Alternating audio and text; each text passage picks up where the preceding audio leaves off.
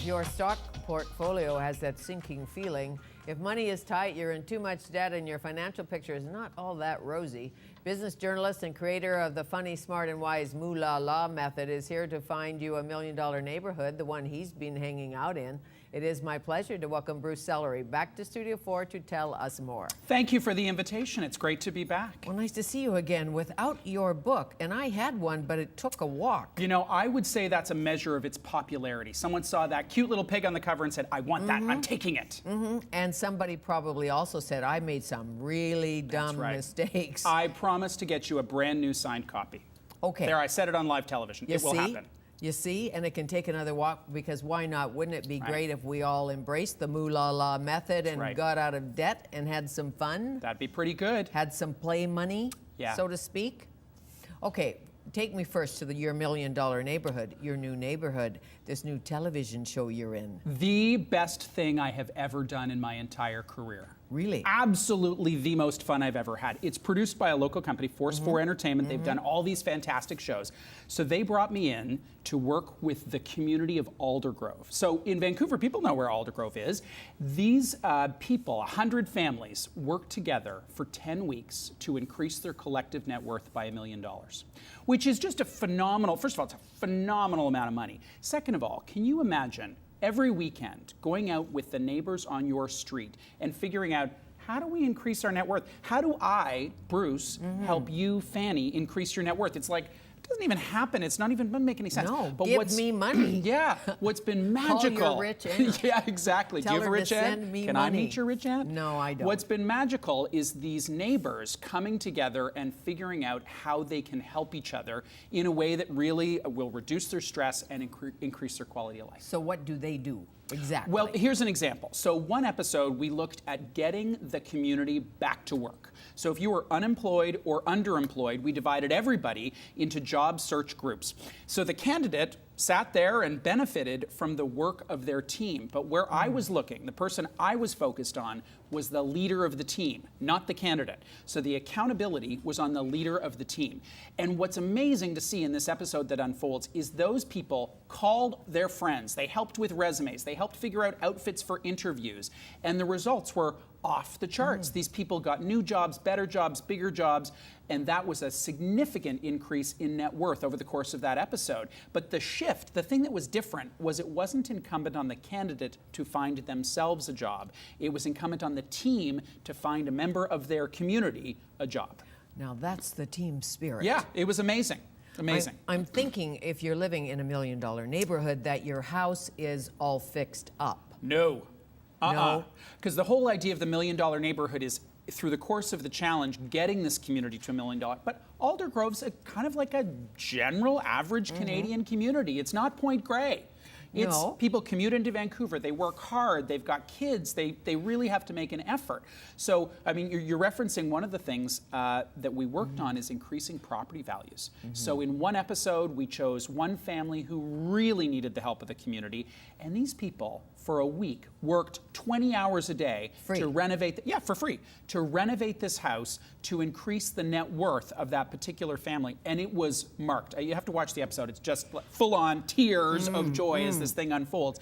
But what's amazing was the community spirit made a tangible increase. We had an appraiser who appraised the house and then came back a week later and appraised it again based on the improvements that the community had made. The dollar value is just off the charts. So when you're doing the math on your own house, that's always the question we ask. Should we fix the kitchen, the roof, the front yard, hire a gardener, if we want to sell the house, if we want to increase the value of the house? Will we get our money back? And often people don't do the math very effectively on that. And it can lead to people taking on debt that they can't afford. Because mostly, we want to improve our house for our own comfort. Really, that's what we want to do. Yes. So we say, I've got this dream kitchen. Well, a $100,000 dream kitchen only becomes an increase in your net worth if you sell the house for $100,000 more than you paid for it. Oh, that. Yeah, that thing. So I really recommend people think clearly about why they're renovating, because if it's for your own comfort, you might make different decisions than if it's for property value increase. Sure, and as somebody who knows, because people who do the fix-ups will say, you know, you really just have to declutter, put on a new doorknob, fix the shingle that's hanging so that somebody And then the person believes, says, but I want granite countertops. I know, but they can put their own in because maybe the granite you like isn't the granite they like. Yeah. So why are you putting in a Very brand new important kitchen? point. You know, when somebody has a good eye for a house, Yeah. you've got to think about all of that, don't you? You do. James Barber, the late James Barber, the chef, he said to me the secret to selling a house is putting chicken soup on the stove when they come to visit, or put a coffee bean on a burner so it smells like fresh coffee. I'd burn the house down. That'd be a problem. You don't want to do that. So let's go back to $1 Million Neighborhood. Yeah. When it's all said and done, and you've tallied up, do you gather them all together? We will. There's still 2 episodes to go, Okay. so we will see. I mean, it is unclear whether or not they're going to be successful. Here's the thing. Here are the stakes.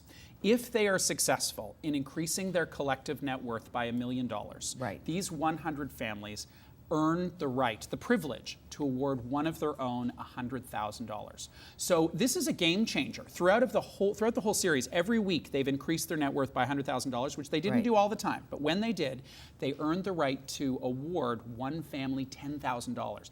And if they're successful in the end, it's a $100,000 award. It's just a huge amount of money. I like that. I'm moving to Aldergrove. You could move to Aldergrove. Yeah, let's take a look at $1 Million Neighborhood. No Mr. Rogers, just you and Dr. Samra. Yes. So that means you need $38,859 in value to Bruce and Rita's house. A little bit worried. I have no idea about house assessments and how that all works. The appraiser looked at all the work you did. New kitchen, living room, bathrooms, floors. He spent a lot of time going over things in that home to really figure out what the market value increase was from your tireless work. And the number that he came up with was $98,000.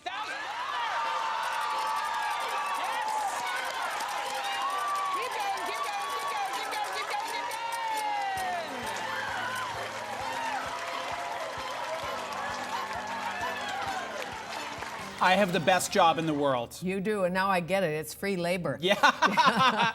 Now, in terms of the numbers, so what we announced there, the $98,000, was only the property, the new property assessment. What we also include there is their self-initiated savings and earnings that they take on every week. So that's working overtime, getting a better cell phone bill, not driving their car, selling their extra car. All those kinds of things happen over time. They aren't as big moments as renovating a house is, but they literally, every single family literally fills out a questionnaire that takes some time to fill it out, and then we had an auditor type it into an Excel spreadsheet so that we were calculating accurate numbers. Okay, one woman sold her wedding dress. Oh, yeah.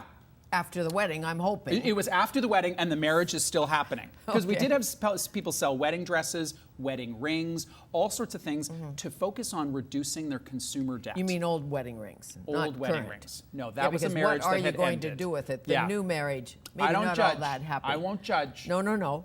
Because, gosh, when you think what you can take to the consignment store, like my entire closet. Yeah.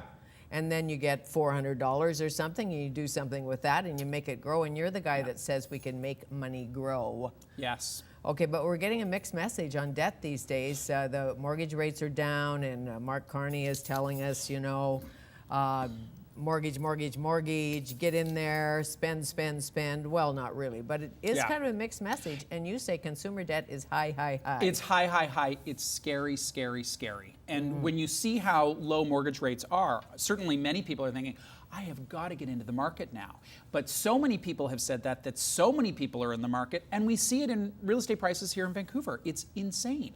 And so I think the point that people want to take away is that, sure, the mortgage rates being so low is a compelling reason, but do you want to be in a house that you have a mortgage of $500,000 on when mortgage rates rise to historical averages, which is like 6, 7, 8%. Do the math based on a mortgage rate of 6, 7, 8%. Don't do the math based on a mortgage of 3%, because that might be our reality for a year, 2 years, maybe even 5 years, but not 25. Right. Well, can't you lock in for 25? You can't lock in for 5. You can lock in for 5 or 10. You pay more if you lock in for 10. But the reality is people are going to be faced with a bucket of cold water when they have to start paying higher rates, which is inevitable over time. So if you are in the glue, too much consumer debt, too much on the credit card, you owe too much on the mortgage, you're really cash poor. Yeah.